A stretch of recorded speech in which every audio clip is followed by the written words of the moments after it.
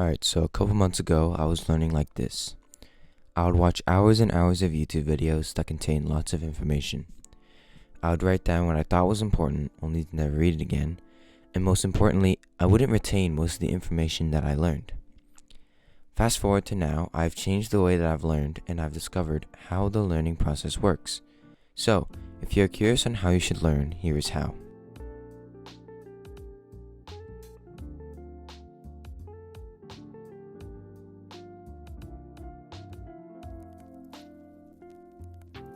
First, we must understand how we learn. When you're learning, you're going through a two-stage process. First, you're actively engaging and focusing on something that you're trying to learn. Second, a rewiring process occurs in your brain during deep sleep, which usually happens the night after you learn. Think of it as your brain rewatching a video that contains all the things that you learned that day over and over and over again. This will help you learn things even faster because your brain is getting those repetitions in.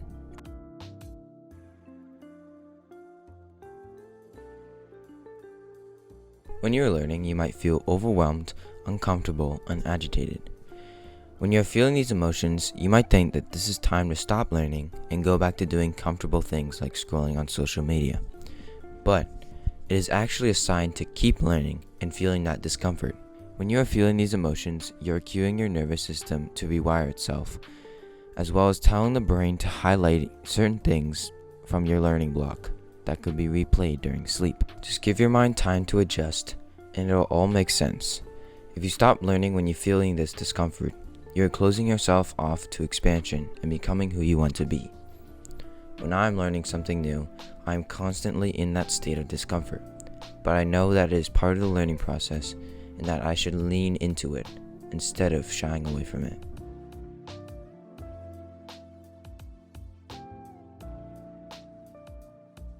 Our brain and body work in 90-minute time periods called ultradian cycles. Everything from our sleep state to our waking state are divided into these 90-minute cycles. Use this time to learn things that you're interested in.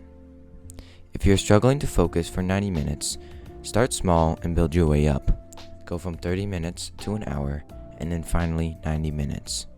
Remember, when you're focusing on something, it will never be that straight beam of focus for 90 minutes. Instead, it will be the process of bringing that attention back to your learning, which will improve your focus over time.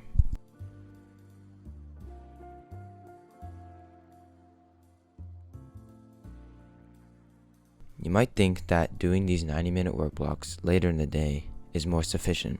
However, it's actually doing them more early in the day that'll make them more effective. So, do your learning or working blocks as soon as you wake up. This is because as soon as you wake up, your likelihood to experience flow state is naturally at an all-time high. This is called flow proneness. Your flow proneness is naturally at an all-time high in the morning because 1. Your cognitive load is low. Think of it like a computer when you first boot it up and there's nothing on it. 2. Your brain waves are closest to flow. This is because your brain waves during flow are very similar to your brain waves during sleep.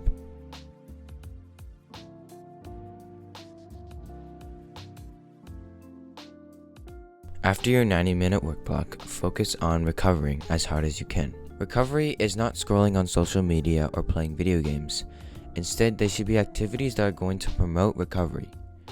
This includes exercise such as cardiovascular activities, cold or heat therapy such as cold showers and hot baths, meditating, stretching, and most importantly, sleeping. We do these activities because after your learning block or working block, you've used a lot of energy while learning, especially if it is something that is new to you. Imagine a bodybuilder that works 2 hours every day. They need recovery in order to promote muscle growth as well as prepare for the next workout. This is the same thing that you're doing. You're doing recovery activities and you're preparing yourself to perform efficiently the next time you work. Most of these activities only take upwards of 10 to 15 minutes, so you should have no excuse to do them after your working block.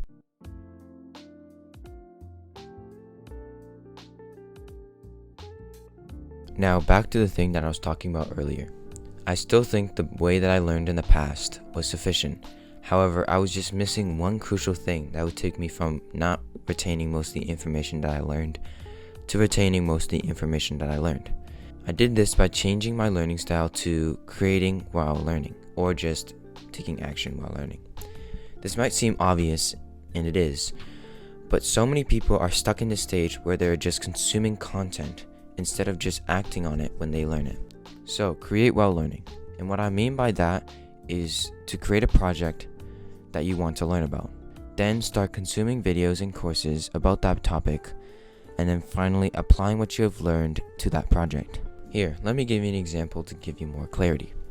Let's say I'm interested in Photoshop, but I have absolutely no idea how it works and have no knowledge on it. I would first make a goal to create a thumbnail for a YouTube video. Then I would start learning through videos and maybe even buying courses just to learn the fundamentals of Photoshop, and then start implementing what I learned into the project. While you're learning, you will run into problems, but you can solve these problems by going back to the courses and videos that you have watched and finding the solutions to the problem. Or you can go and find videos of people doing similar projects to you and finding what they did to get past that problem. After repeating this process a couple times, you have completed your first project. Through all the projects that I've completed, I've learned so much just by doing it and then finding the solutions to the problems that I faced. This may seem hard to do, but you have to push yourself outside your comfort zones in order to grow into the person that you want to be.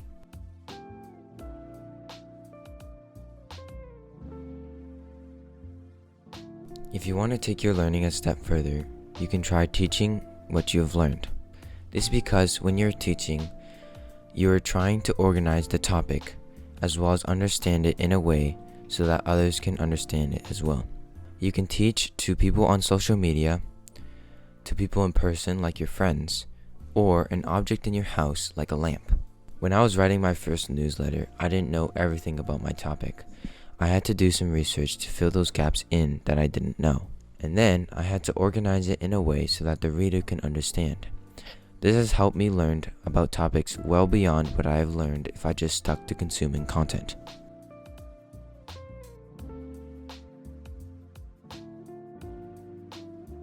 Just start. There is never going to be a perfect time to start, so stop waiting for it. In fact, the perfect time to start is when you're most busy. Find a project that you want to start. This can be something that you're interested in or something that grows your personal brand. Here are some examples that I have done in the past. 1. Creating my free domain with student benefits on GitHub. 2. Setting up all my social media platforms like Instagram, Twitter, LinkedIn, etc. And setting up my newsletter and creating my first post. Then make a routine that includes at least a 60-minute to 90-minute work block that focuses on your project and consistently commit to it every day.